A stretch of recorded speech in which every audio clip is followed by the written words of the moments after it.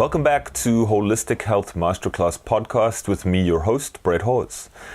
Today we are changing tack from a lot of the usual stuff that we speak about. We are essentially going to dive deep into the world of spiritual healing, spiritual evolution, consciousness, and more of a heart-centered existence. That's really where we're going to be spending most of our time today, but of course we will be branching off into many different directions within that theme. Our guest today is David Ashworth, who is a remarkable and very, very interesting guest. He lives in the UK and has what I like to call the proverbial lightning bolt experience as far as the spiritual awakening goes. And as he's gone through his own spiritual awakening and evolution, he's really taken a lot of the lessons and his own experience and has listened to the voice of spirit and has founded the Emerald Heart School, is a transmitter of darshan. But more than that, more of the sort of practical stuff, he's really taken all of this and has built a life of service where he has helped thousands and thousands of people around the world to discover their own spiritual awakening, evolution, and heart-centered existence, and to then take that out into the world and to help Mother Earth as a whole. So today's episode is a very special episode because I truly believe that when I look around the world today, there is so much division, there is so much hatred, there's so much negativity. But I know that deep inside all of us, we do have this loving, higher level consciousness that's really waiting to be birthed. And some of you might already be there. Some of you might still be seeking for this and looking for this.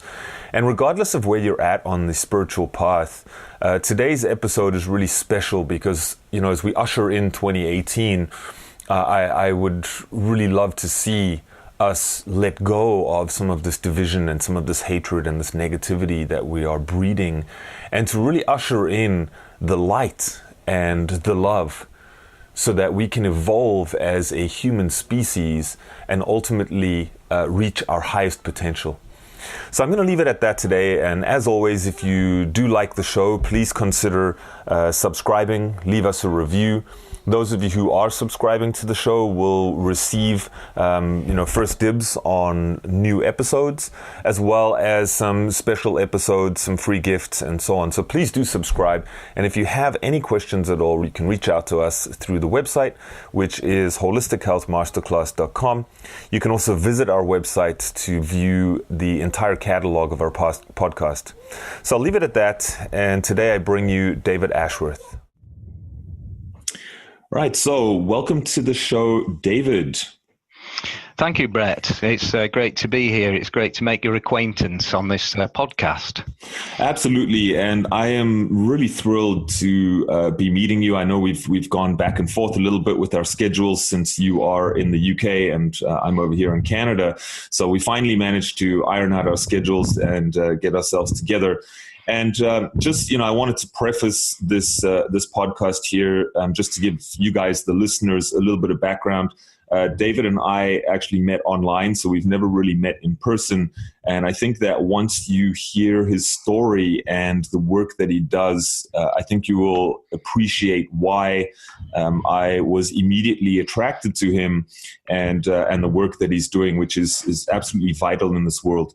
So, David, before we actually get into exactly what you do and the sort of space that you work in, you have an extremely interesting history that spans a few decades now.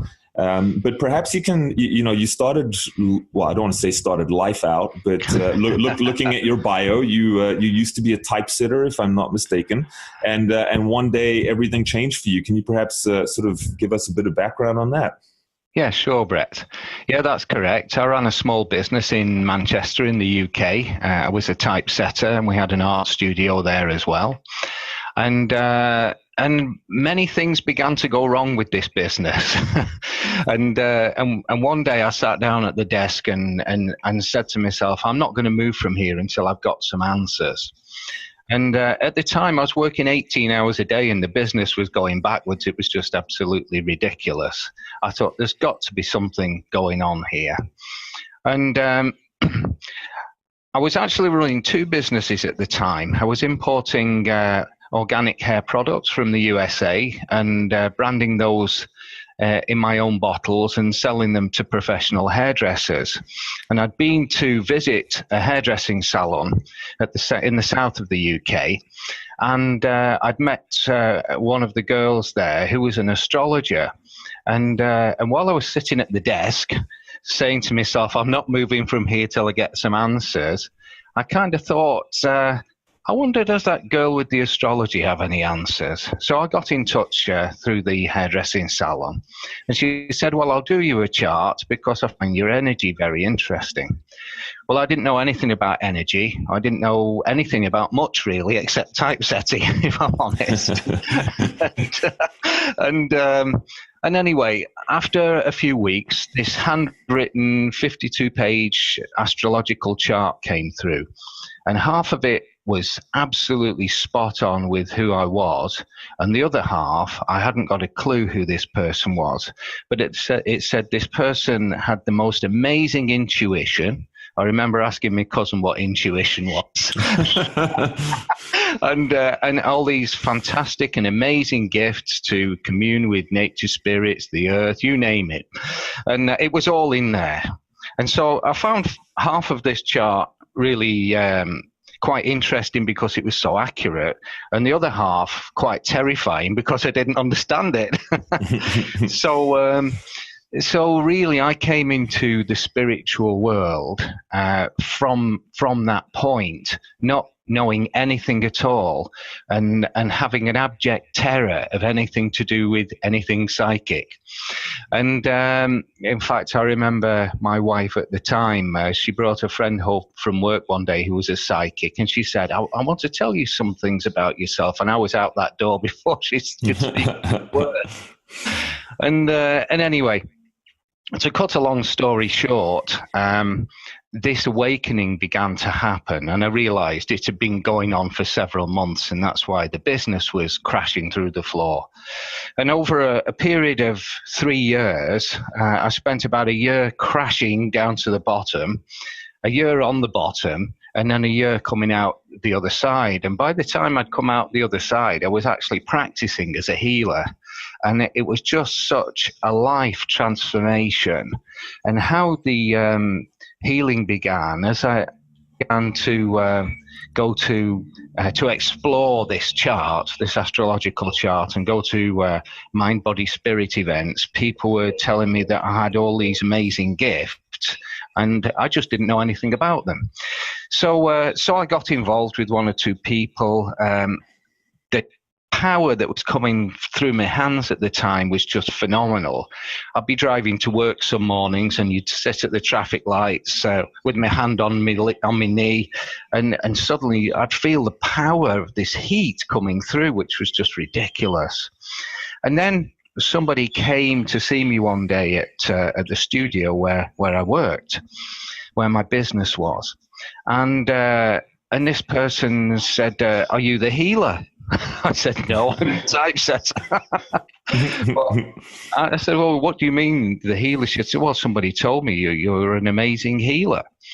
And I said, "Well, who told you that?" And they couldn't give me an answer. And this went on. From that point on, it went on and on and on. People knocking on the door or phoning me up. They couldn't tell me where they'd heard of me from. They couldn't say who'd given them a phone number. And I began to realize that somebody other than human beings was sending these people. And, well, very shortly, I kind of stepped into this full-time healing role. But it was very different. As I got to know about healing, it was very different from anything I could discover that other people were practicing. I went through the process of learning Reiki at the same time because I thought that might give me some clues as to what I'm actually doing here. But as I went through that process, and I trained in one or two other healing modalities, the teachers were pulling me on one side and saying to me, "Can you teach me what you know?" And I said, "Well, Wow. I'm the student."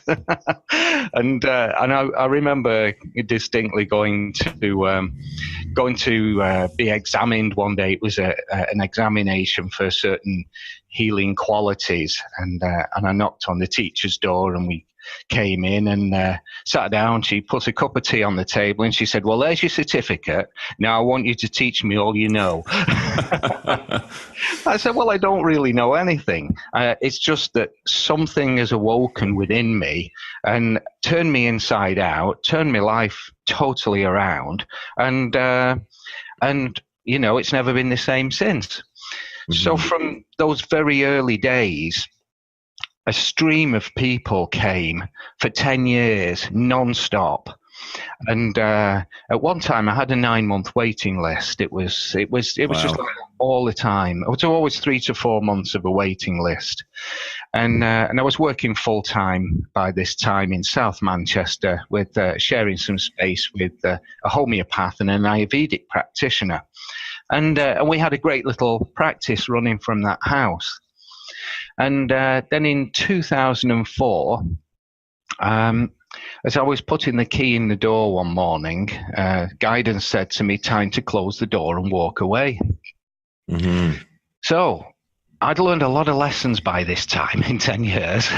I'd come to the point where I realized that every person that was sent to me was sent to teach me something. And through the process of learning via the clients that were being sent by the universe, I'd worked a lot of things out to do with how the universe worked. And as I put the key in the door on this particular morning, and the guidance said, "Time to close the door and walk away," I didn't really hesitate, because I knew something else would be coming. But your first thought is, well, how am I going to earn my living? It always is. Yeah. But it didn't trouble me too much. And when I went home that night, my wife at the time was running the diary and helping to organize clients, etc. And she said, "It's been a really strange day today. 2 people have cancelled their appointments." And people didn't cancel them because it took them so long to get one. Yeah. And so the next day I went home, 4 people had cancelled. The next day, 6 people had cancelled. And within 2 weeks, 3 months worth of clients had cancelled, and I closed the door and walked away. Incredible. Wow. And from that point, I mean, it had already been such an amazing 10 years. It's just impossible to describe the learning processes, the light that was coming through me, the things that I could see. At one point I had vision that was so cute and incredible that one particular day I began to lose the vision. I thought, "Oh, that's strange. Where's the vision's a bit hazy today." The next day it was a little bit worse, and the day after that it was a bit worse again. And I thought to myself, the vision's being taken away from me for a reason. And I worked out, by the rate it was being taken away, I worked out by the following Friday, I wouldn't be able to see anything in a client at all. So anyway, the following week came, Monday, Tuesday, Wednesday, Thursday. And then Friday afternoon, the last client, Friday afternoon, she came in, sat on the sofa. She said, "I'm not going to tell you anything, and I want you to tell me everything." And so I kind of chuckled to myself, and I thought, okay, well, here comes the test. So we started the session, and so the clients tended to go into a kind of deep out-of-body space, and I would just sit there holding that space, watching the light pouring into them. And I just wrote on this pad everything that I could feel rather than see. And I shared this with her when she came round. And then she said, "That's absolutely amazing and spot on." And what the universe was trying to get me to do was to see with the heart rather than with the higher vision that I was using. And that was really a big step in the first part of my deeper heart consciousness opening. So coming back to closing the door and walking away, that was in September 2004. And I was told that there would be big changes coming in January 2005. So I went home and sat there, twiddling my thumbs for a couple of months, writing a few things up and doing whatever I needed to do. And January came, and the first week came and went, and nothing happened. And the second week and the third week, and nothing happened. And then round about the 27th or the 28th, I can never remember which, as I got out of bed one morning, this amazing green light came across the room and hit me right in the heart. Well, it kind of hit me everywhere, but it hit me basically in the heart. And as I saw it coming across the room, it was emerald green, and it was in the shape of a heart. And it was like a faceted jewel. So it was even though it was so clear, it took me a few days to really figure out a name for it, and it was the Emerald Heart Light. Mm-hmm. And in all the years I've been in practice, I've never met anybody that's had such an awakening as this, or being given such a gift as this. And I was told very clearly that this is the light of evolution. What this light will do is begin to open the hearts of humanity. And all you have to do is pour it into people. So, well, the universe has got a great sense of humor, as we know. Indeed. So you have to find people to pour this light into. And this light was so terrifying. I mean, it illuminated the truth in everybody. And they couldn't face their own truth, so they ran away. And the other thing with it, it was so powerful. I eventually gathered some people around me who could stand in the power of this light, and it literally forced its way into me, into my colleagues, and into the planet. So the light actually began to feed the Mother Earth, and I became a bridge between heaven and earth. So if you think about light entering the crown chakra, the masculine aspect coming down, entering the crown, passing through you, and going down into the Earth Mother. And what then happened was that awakened something in the Earth Mother, and she began to feed her energy back up into me. So the heart, being the central chakra, began to just become overblown, if you like, with all this power, this energy, and this light. And I mean, the processes it took me through, you can't describe them to people. And even if you could, they wouldn't believe you. And that was the start of the Emerald Heart Light part of my journey. And once that began, I didn't sleep for about the first 6 months. The light was poured in constantly. It was so intense. There was, I'd get about half an hour's sleep. But I sat and I wrote for 6 months about this light. It came with a whole bunch of teachings that explained how the universe worked, how universal consciousness worked, and the difference between human consciousness and universal consciousness, and why the universe tends to tick over in a kind of perfection and humanity is in a state of chaos. And of course, what you have to do, it's not something you learn, it's something you become. So you become the light, and in that process, you become that consciousness. And as you become that consciousness, you've still got your feet on planet Earth in the world, but you've got your consciousness everywhere.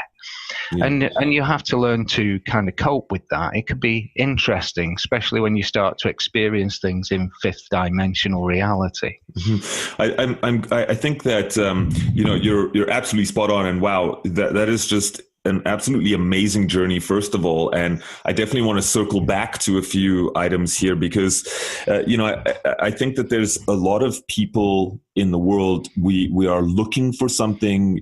I think we can all agree that the world is definitely in a very chaotic state. Some people would say that we are, it's doom and gloom and we're heading down the wrong path. Others might say that these are essentially labor pains as we sort of birth our way into a better way of being and letting go of the old energies, the stagnant energies, the things that haven't been working for us. But on a personal level, I mean, I can only imagine. I've had my own spiritual awakenings and had my own journey for sure. But this proverbial, lightning bolt essentially coming out the sky, I think that for a lot of people out there who are seeking, this is what they want to experience. You can see that on social media. If you told your story to people who are really seeking, a lot of them might say, I want to experience that. And I guess, question for you, is this for everyone, first of all?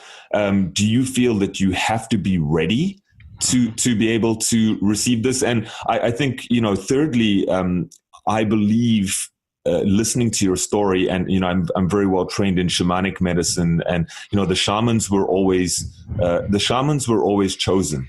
They never chose what they wanted to do. They never chose to be shamans. Yeah. They often had to go through many trials and tribulations, oftentimes facing near-death experiences and so on. And so that journey is absolutely terrifying, and it sounds very much like something that you've gone through. So I guess the real, to sort of wrap up this point and get your opinion on this, people that are seeking, do you think it's necessary for people to go through something as intense as this? Or, I guess just your thoughts on that. Yeah, well, the answer to that is no. We don't all have to go through that. But certainly, I began to realize very early on in the healing process, maybe 2 or 3 years after I've been doing the healing, I thought there's something very, very different going on with me than there is with anybody else I know.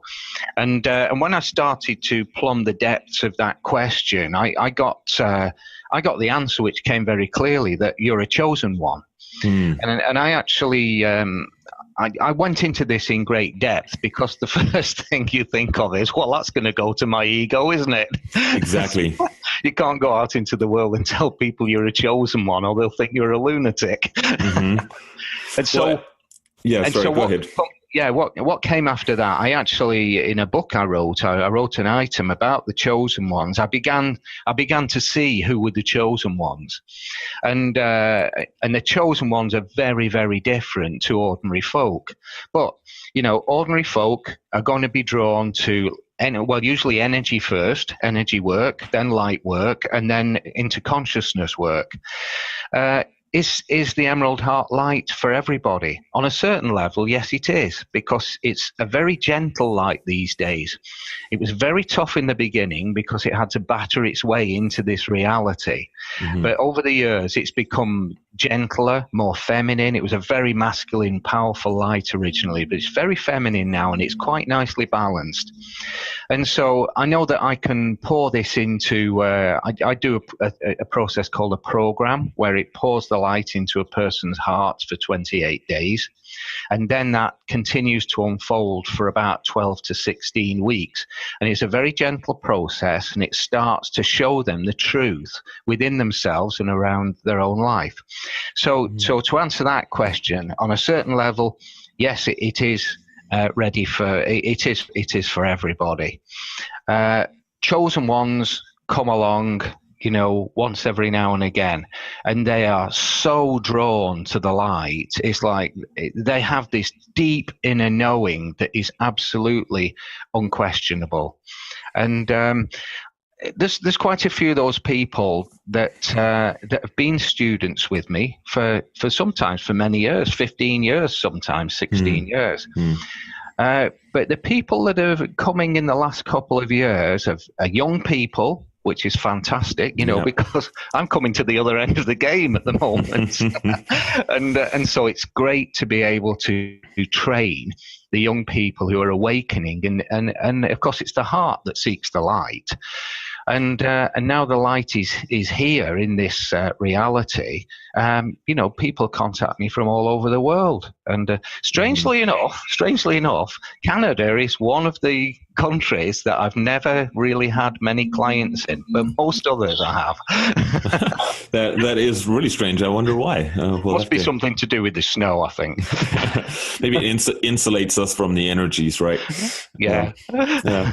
So, I guess that makes a lot of sense. To sort of follow this as well, another thing that you mentioned here, which I think is very difficult for a lot of people, this whole idea of, it sounds so simple when you say it, but I'm sure that it wasn't simple at all, is this process of really letting go and really trusting what you're receiving, because I believe, and I'm sure you might agree with this, that we live in such a distorted, in the world of energies anyway, everything is so distorted these days with electromagnetic frequencies, with, snippets of information flying at us, almost this ADD type culture. Yeah. And if you, to try and sort of break through the noise, if you will, to really hear what spirit is saying and what spirit is telling you to do is extremely difficult I would say for most people, if not everyone. And then not just to hear it, but also to trust it and to say, hey, I'm going to, not so much the first time moving from typesetter into the energy worlds, I'm sure that was a massive transition, but I think what sort of strikes me as being even more profound in a way is here you're doing all of this healing work, and one day you roll up to clinic and, I'm not doing it anymore, and everything just dries up and you walk away. I think that most people, myself included, would probably have a really hard time trusting that. Absolutely. And, learning to let go and learning to trust. I remember very clearly going through these shifts in the early days, and just when you go through that shift and you really know you've learned to let go of something, and you're celebrating, I've learned to let go. That's an amazing feeling. It's so freeing. And within days, you realize there are so many more levels to learning how to let go or learning how to trust. And it eventually takes you to a place where you just sit in that space waiting. I've been speaking about Visionary Business School where we met. Mm-hmm. I was going through another very, very dark rebirth process recently. I only came out of it about 2 weeks ago, actually. And I was in that from before the start of VBS. So that gives you an idea how long I was in it. Mm. And it is an absolute, as I'm sure you know, it's an absolute place of desolation where everything is taken from you. And there's nothing you can do but sit and wait and go through the process. Mm-hmm. And when I joined VBS, it was a very close colleague of mine who phoned me up one day and said, Dave, I'm sending you a link to this VBS. He says, I think you need it. And so I looked at VBS and, initially we've all looked at the get rich quick schemes at some times. Absolutely. Or how to double your income while staying in bed. and I saw that video of Ryan, and I thought I could just see so deeply into his consciousness, and it touched me so deeply, but I didn't know why I needed it. And as soon as the course started, it became very, very clear that what I needed to learn was how he brought VBS into the world rather than the modules that it contained. And that was to help me to launch my next thing, which is what I've been going through this current rebirthing process for. So as VBS has come to a completion, the universe is now actually giving me what I need to launch the next phase of bringing the light into the world. Well, I think that's one of the sort of biggest challenges, if you will, to do the type of work that you're doing, which we'll sort of talk a little bit more about that in a second. But to do that type of work on a small scale is one thing, but to really try and impact the entire planet, is of course is of course a totally different ballgame altogether. So I can totally resonate with that, and I understand why you. And that's very interesting that you didn't actually, it wasn't so much the actual program as it was the vehicle, if you will. Yeah, it was the vehicle. Yeah. Mm-hmm. I want to come back to this process of rebirthing. Would you say that in order to rebirth, you would have to say that you would have to die on some level, and I guess to follow that, because I've been talking to people about this lately, is this process of, I won't use the word rebirth, I'll say the word reinventing yourself. And reinventing yourself, in my mind, says that we're letting go perhaps of parts of us that are not serving us, and we're stepping more fully into the parts that are serving us, and then by extension serving communities, people, planetary energies, and all the other stuff. So talk a little bit more about this process of rebirthing, because I think a lot of people are, it sounds a little hokey almost, and it sounds a little crazy, right? But what is this process, and do you think that everyone, do you think that we all are, at some point, are going to go through this process? There's no doubt that we have to. So when we incarnate into this reality, we bring with us, in a very deep place in the consciousness, which I'll explain in a moment, we bring with us every issue that's never been resolved in this reality. So we obviously reincarnate into this reality many, many times, and it's always to learn something. This is schoolroom earth, as we know. And many years ago, I was working deep within the heart of a client, and the guidance kept pushing me deeper and deeper. He said, "Go deeper, Dave. Go deeper." I said, "I can't go deeper. This is as deep as I can go." and they kept saying, "Let go, let go." and this happened twice. And the first time, I just kept letting go, breathing out, breathing deeply, breathing out, letting go. I thought, I don't know what letting go is if I've not let go yet. And all of a sudden, I shot right through the center of this person's heart, not physically, but in consciousness terms. And I came out inside the universe, inside of this person's heart. And from that point, I could see there was endless universes, and you could access them all through the human heart. And what happened in the process was such a massive expansion of consciousness that I couldn't speak for about 5 days. Every time I opened my mouth to try and speak about what had happened, it was impossible to bring any words out. And after a period of about 5 days, my everyday consciousness, I began to ground back into myself, if you like, from being this massively expanded, being in this massively expanded experience.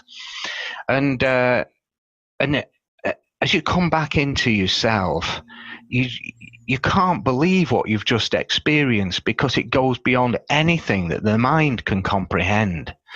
And you can only live with the experience. But at the same time, you absolutely know that something has expanded in your consciousness, and it can never, never, never shrink back to the place it was before. Now, that was the first experience of entering, fifth dimension, really, going beyond time and space. And the second time it happened, I was in the heart again. The guidance was saying, go deeper and deeper and deeper with this client. And suddenly I found myself standing on the edge of this bottomless pit. And I said, "What's this?" It's like, I thought, I'm not going to step into it, but what is this thing I'm seeing? And the guidance said, "This is the well of fears." I said, "Well, what's that?" They said, "We will show you." And over a period of about 12 months, they took me deeper and deeper into this process, because you can't go into that consciousness quickly. You have to edge into it as your own consciousness expands and allows you to take those steps. And as I entered into the well of fears, what I discovered in there was that this was where all your history, everything is in there. It's like a bank vault that has within it every fear that you've never dealt with, quite often because you've never had the opportunity, because they haven't come up yet, and every issue that you haven't overcome or learned from. Now, while this is all taking place in the human heart. Now, while these things are in the well, they're just beyond human consciousness. They're in that fifth dimensional space, and they don't interfere with you at all. But at the very bottom of this well, so imagine a well that you might find on farmland, a deep shaft in the ground. And in the bottom of this well, that's where the seed of the Christ light or the God consciousness is. So it's in such a deep, deep place that you can't touch it and it can't touch you. But as the process of evolution takes place, the light begins to shine brighter, and it pulses. Quite often it pulses, and as it sends pulses up the well, it pushes out these little clouds of energy that then enter into the aura.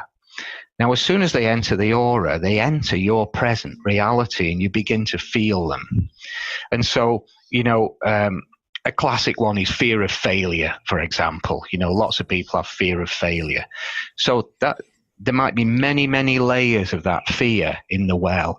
But as soon as you start working with powerful light, it's like the light you bring to a person also stimulates the light of the God consciousness within them. So you've got one force. It's like you're mining their consciousness with light, and that's stimulating the light at their core, and that responds by sending out the issues or the fears or the little clouds of energy.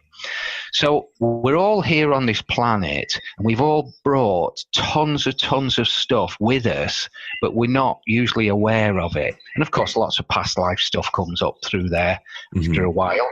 And usually the everyday fears come, then there's evolutionary fears, then there's God fears. There are different classifications of fears, and they have different intensities in the way that they hold you back. So these fears, this is dark energy. And this dark energy has mass and density and weight. And so for every ounce of that mass and density and weight of darkness, so just think about small cloud of dark energy, for every ounce of that you can get out of a person, their vibration goes up. And if you take a chunk of that out of them in one go, the vibration moves so quickly upwards that it starts to pull up the next issues in the well. And so you trigger an evolutionary process within a person, and that then usually triggers maybe 1, 2, or 3 other processes. And that might take them through a whole year, and then you can work with the person again. Wow. So my really is about triggering the evolutionary process in the human heart. And so I'm from what you're saying, I'm just going to sort of summarize that. You're really saying that there is this deeply buried God consciousness light inside all of us, inside of our heart. And as that starts to pulse, it's essentially going to push up a lot of these so-called negative energies, negative emotions, fears, and a lot of the stuff that's sort of buried in our subconscious, which I'm going to come back to in just a minute. And what I'm getting from this, and I think that this is really important for our listeners, is that you and correct me if I'm wrong, but it's like you have to go through the dark matter to get to the light. Absolutely. And I think a lot of people are very afraid of that because we don't want to deal with our stuff, right? We just want all the good stuff. Give me the gold, give me the light. Let's get there. And I'm just going to sit and sit and wait for that. And much like yourself, I've also gone through extremely dark periods, extremely intense periods. And when you come out on the other side, that is really wow. Now I feel different, and it's a different kind of different. If this makes any sense, where you know that it's there to stay. Yeah. It's not something that I went away on a weekend retreat. I felt really good for a couple of days, and then when I come back, it's straight back to where I was. Right. Yeah. So No, Yeah. it's an absolute shift, and the guidance describes it like a flower opening, and they gave me a teaching many years ago, which is so simple but so powerful. And they said, for every tear that falls, that's another petal of the heart opening, and when that petal opens, it cannot ever close again. And ultimately, that's what we're doing. We're opening the petals of the heart until we eventually get to the light at the very core of the being. Mm-hmm. And this is clearly a necessary process for our evolution, especially planetary evolution. Yeah. I would think. Yeah. Yeah. So, wow, just amazing story so far, and amazing teaching so far. What are your thoughts on? You mentioned earlier about personal consciousness versus universal consciousness. And I'm sort of, in my mind, because I can traverse that path between spirituality and science, I kind of wonder to myself, and perhaps you could shed light on this, the implications of, how does universal consciousness impact personal consciousness and vice versa? And then how does that impact our actual physical bodies? Okay. Well, first of all, the totality of universal consciousness is impossible to know while we're harnessed within the human carcass, shall we say. It's just too big. You can't go there. But what universal consciousness is trying to do, and it's very interesting. At one time, I was so connected into the universe, I could feel what it was doing every moment of every day, and I could feel what it was actually doing when waves of certain intensity were coming, what they were doing for people. And I used to write a kind of blog article. I wrote it for about 8 years, in fact, speaking about what the universe was doing and how it was awakening people. And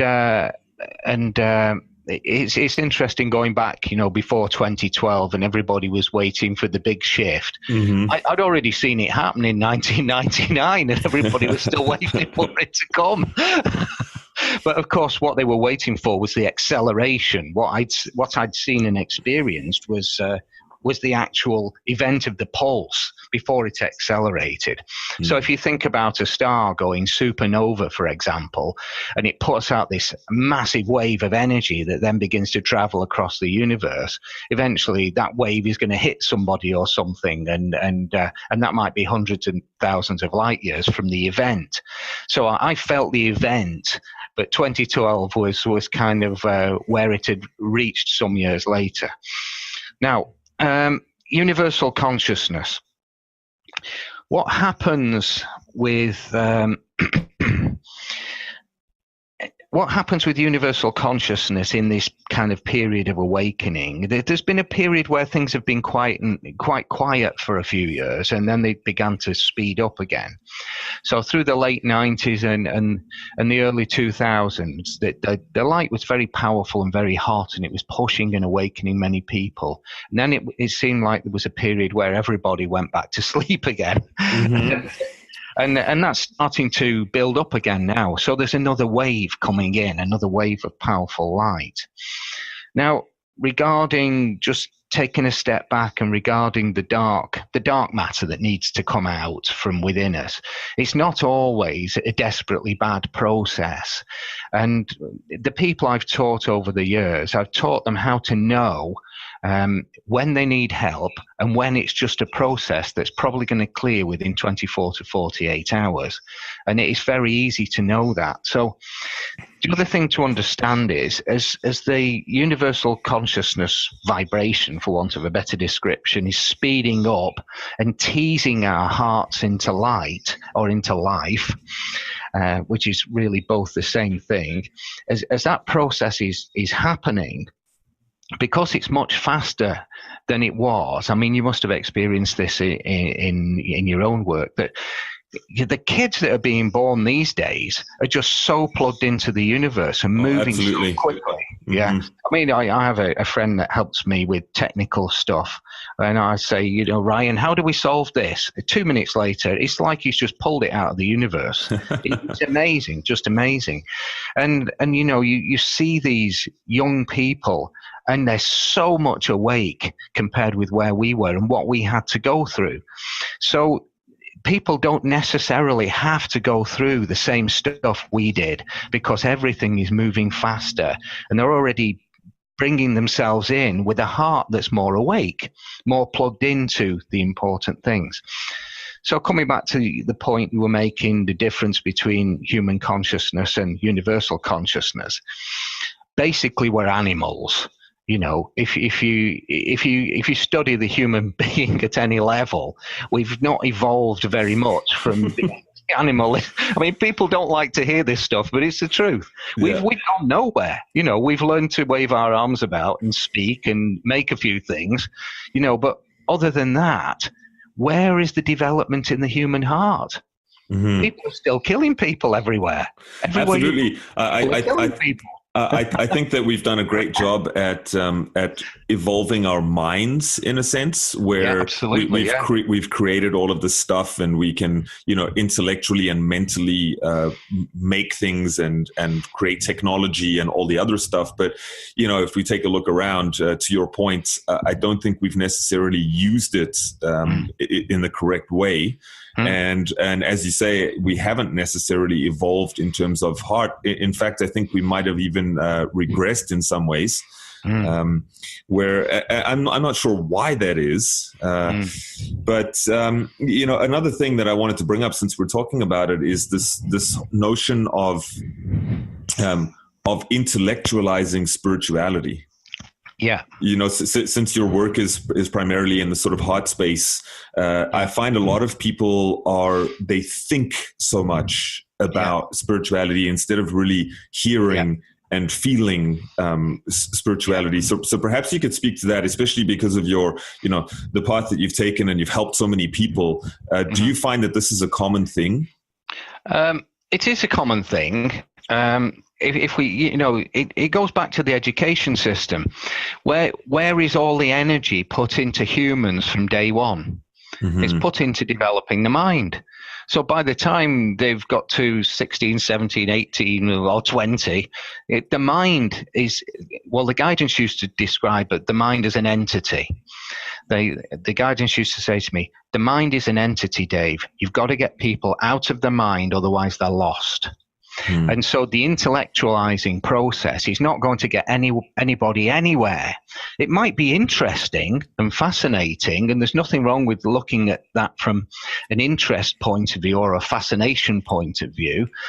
And if you go back to, you know, the great spiritual teachers of past generations, I mean, you sat with those gurus for years and years on end just to be in that light in order to gain an iota of development, inner development. And the inner development always comes when the light of one heart speaks with the light of another heart that is ready to listen and hear. So the communication is always heart to heart. And, you know, if somebody invited me to sit in a group of people and debate spirituality, I'd be off out of town like a fox with its tail on fire, because it's a waste of time. Other than from the interest perspective, and perhaps a certain ancient pathway is calling you because you need to reconnect into that energy. So there are many reasons why you may want to look at that from an intellectual perspective, and to understand certain things. And I'm a great one for wanting to understand. All through my pathway, I needed to understand how the light worked. Absolutely, yeah. Yeah. And so perhaps let's shift gears a little bit, because you sort of alluded to this in your last point here. But you have a couple of, I'll say the word program, but perhaps you could speak about this. The keys of transformation essences is one. If you could elaborate on that. And then I think perhaps more importantly, because this, I believe, is your current work that you're really doing now, is perhaps you could elaborate a little more on darshan? Darshan, yeah, sure. Yeah. Okay, well,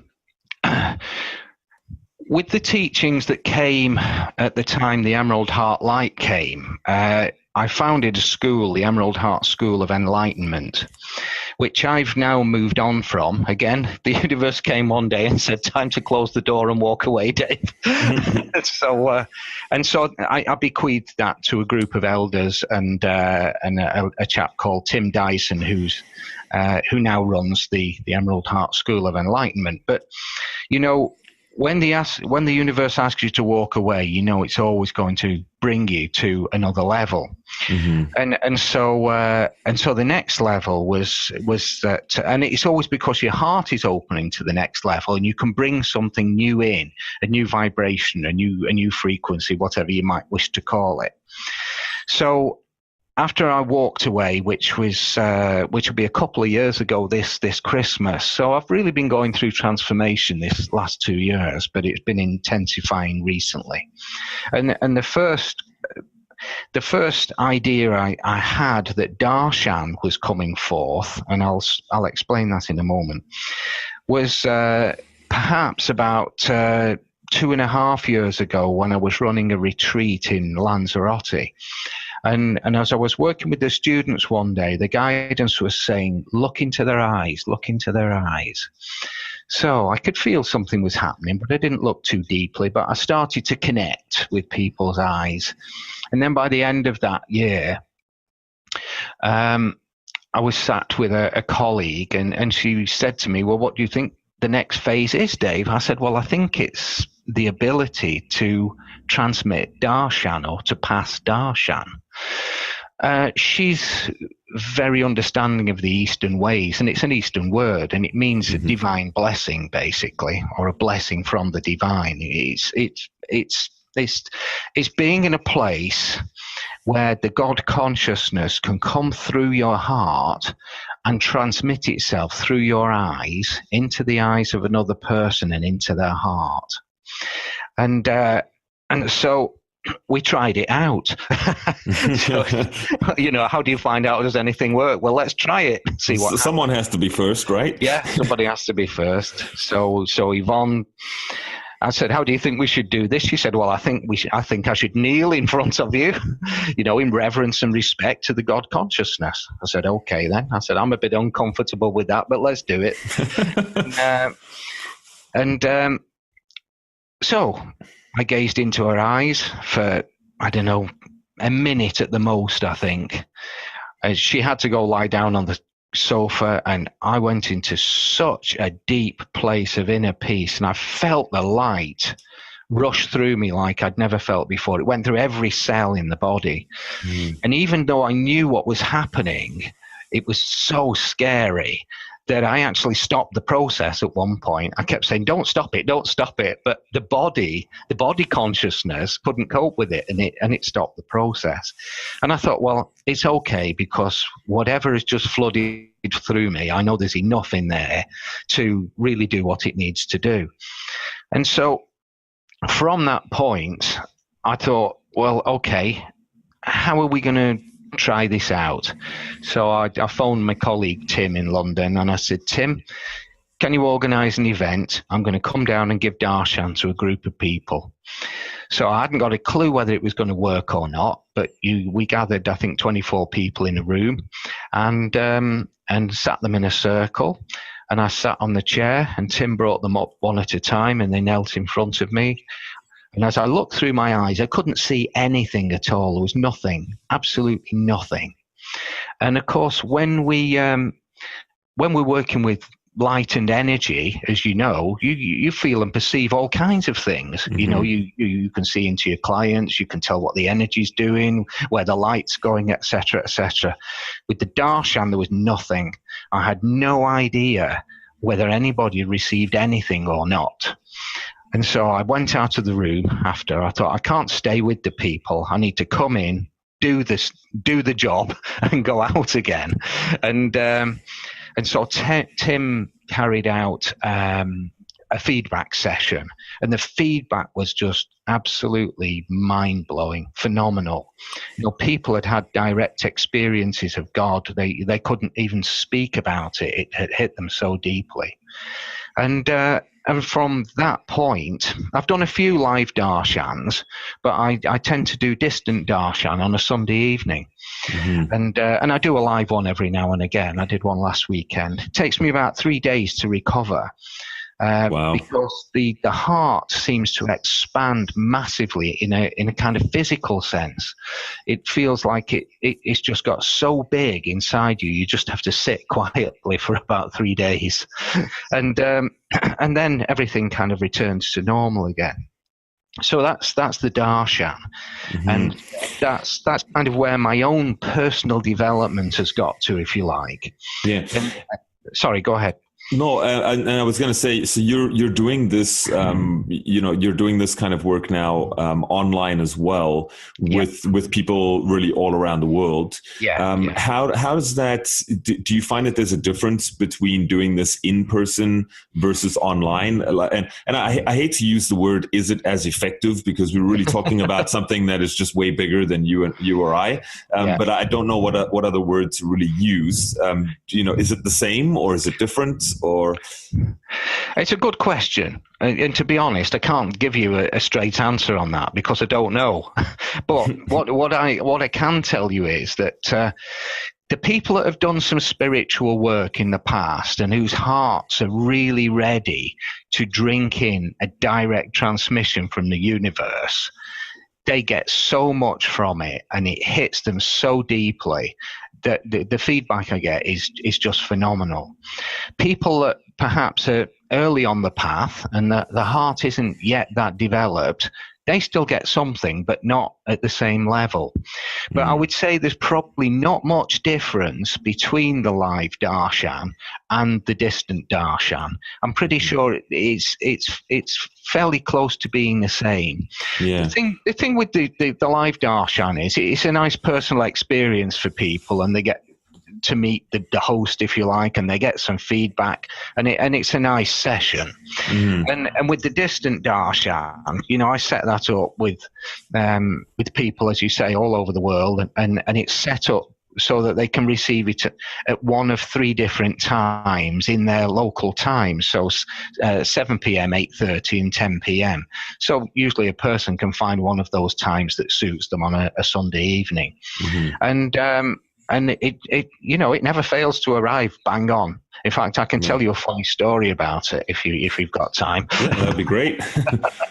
Well, the very first distant darshan I set up, I was here with my partner where I live, and we'd been talking about it, and I got the names of the people, and it was all set up, and I was ready to transmit it. I was only doing one time at that time, which was 7 in the evening, and I remember looking at my watch at 4 o'clock and thinking, darshan's not far off now. I need to start, getting myself in the zone. The next time I looked at my watch, it was an hour after I should have transmitted the darshan. My partner or myself had no memory of those 4 hours. It was just bizarre. Wow. And I thought, how could I possibly forget the most important day of my life? Transmitting for the first time this distant darshan and seeing what people had received. So very quickly I began to send emails saying, how was your darshan? And I got all this feedback back that was just, again, amazing. People just said, absolutely fantastic. Wow. And the message, of course, the big message was, Dave, you've worked your socks off all these years. Leave it to us. But at the same time, you can't step away from that reverence and respect. You can't leave it to the universe every week. But the very same thing happened the next week, just to reinforce the message that, Dave, no matter where you are, what you're doing, we will deliver it.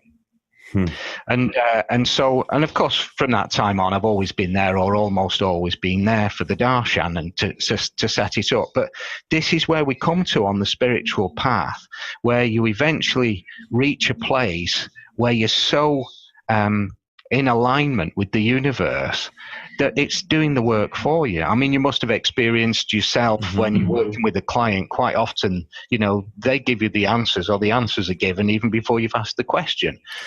Yes, I have exactly experienced that 100%. And I actually prefer to do that. I know a lot of people in the healing space, we're the experts. So listen to me. I really, really take on board what clients are saying to me. I think it's absolutely vital. So Absolutely. This is their truth that they're speaking. And if you listen to their truth, you're going to be able to help them out. Mm-hmm.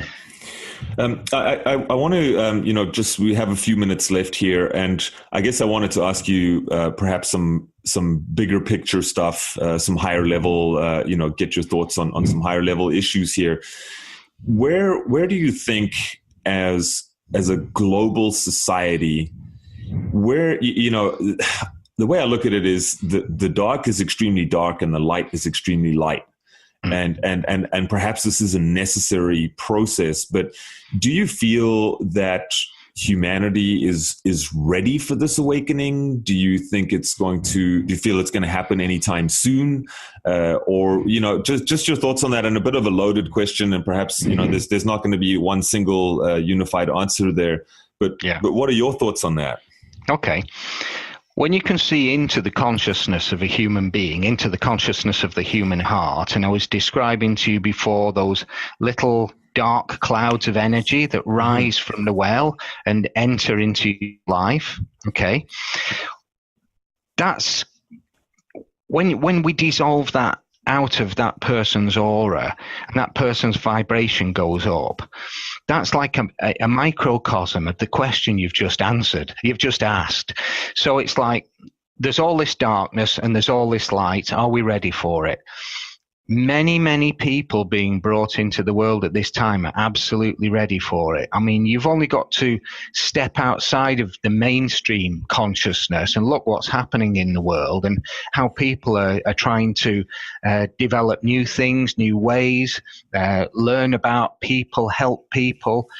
If we go back 30 years, how many healers were there? Yeah, not a lot. There's millions. Yeah.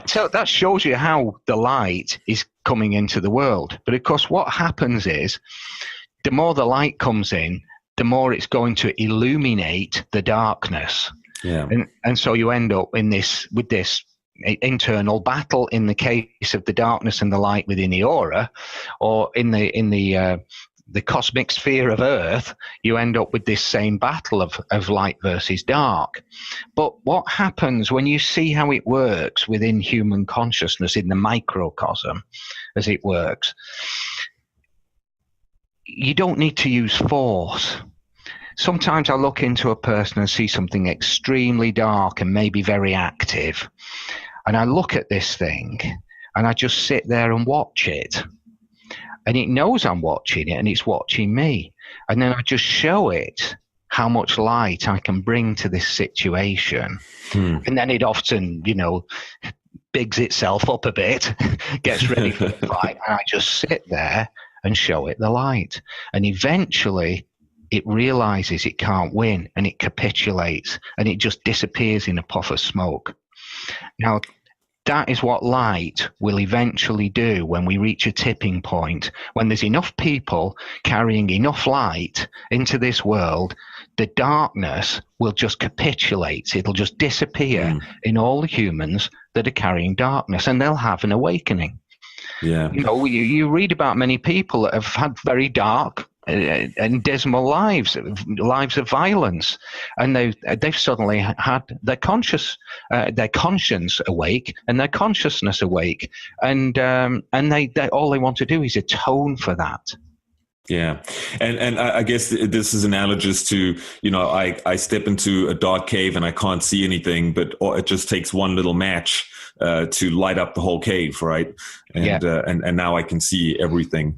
So, that's really amazing. And I think that is a great message of hope, because in this day and age now, when you look around, you read the news, you take a look at what's going on in the world, and there's a lot of chaos. There's a lot of, quote unquote, bad things going on in the world right now.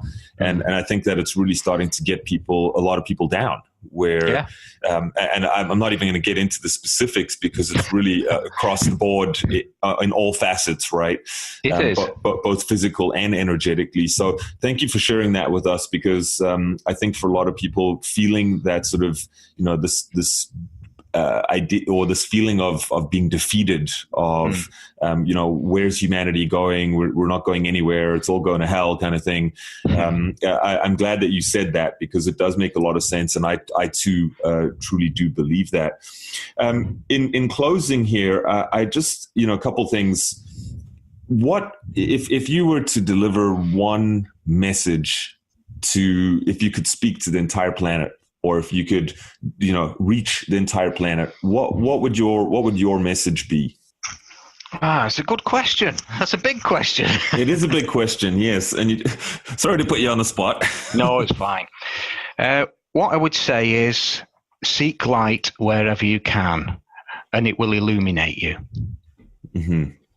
So beautifully put, very simple. Which is great, and I think that's pretty spot on. The more light we can get in, obviously everything will change, from the person right the way out into the universal energies as well. So thank you so much for taking the time out today. It was amazing to sit with you and have this discussion. Where can people find out a little bit more about the work that you do? Are you actively seeing clients right now? Are you not seeing clients? Where can we find your books, and so on and so on? Okay. Well, the first website is davidashworth.guru. Okay, great. That's mainly all about the darshan. Mm-hmm.